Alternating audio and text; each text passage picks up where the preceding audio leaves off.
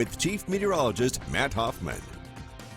Today has been the hottest day of the year so far in many locations, especially in our west side valleys. Temperatures still in the triple digits. 104 degrees in Grants Pass, Medford, and Eagle Point, as well as Selma. Right now 99 degrees in Cave Junction. But look at the coast. If you do want to beat the heat, temperatures right now only in the 60s. Down in Siskiyou County, 103 degrees in Weed. It's 101 degrees in Montague and 103 degrees in Happy Camp. Temperatures not as scorching east of the Cascades, but still climbing into the 90s and pushing towards records. So we did not break the record in Klamath Falls and Medford. We got very close, but we did break the record high today in Mount Shasta and Montague. Those records just a couple of years ago, back in 2017, that have fallen. Tonight, it is still going to be pretty warm, and we are going to slowly see those temperatures drop, only dropping down into the upper 60s in many of our west side valleys, 50s east of the Cascades, and that's why we still do have these excessive heat warnings for our west side valleys that continue right through tomorrow. It's going to be another hot day for your Wednesday, but we will be a few degrees cooler than today, but temperatures will likely still get in our west side valleys up around 100 degrees for the afternoon, so another good pool day. But by later in the afternoon, you're going to want to keep an eye on us and the radar. We are going to see the potential for thunderstorms later in the afternoon and then as we head into the evening. Here's a look at the reason for that. We have a disturbance. This is an old tropical storm, and the remnants of this is going to be moving up into our neck of the woods, and that is going to touch off thunderstorms tomorrow, even possibly in the Rogue Valley.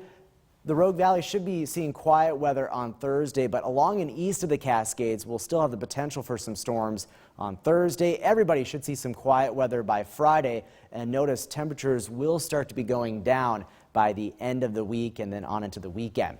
So here's a look at tomorrow. Storm chances across most of southern Oregon, northern California.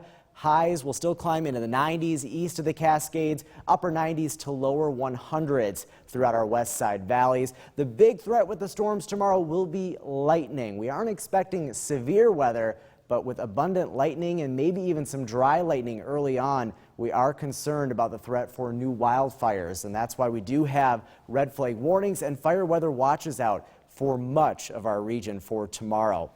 Here's a look at Stormcast future radar. Things quiet tonight. A few clouds will drift in into northern California by the morning. And then as we head in the afternoon, storms start firing up, especially east of the Cascades.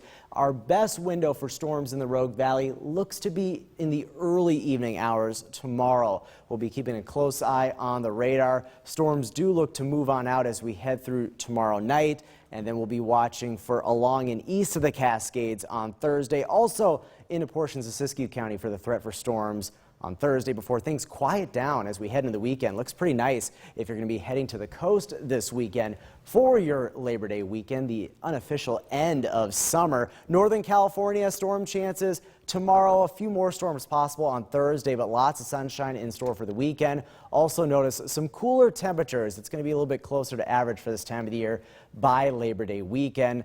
Stormy couple of days in the basin, but things looking better. Also want to mention it is going to be breezier throughout the region tomorrow. So not only the storm threat, but also those winds will pose an issue should wildfires start. And then in the Rogue Valley, our main storm threat is for tomorrow, especially in the Medford area.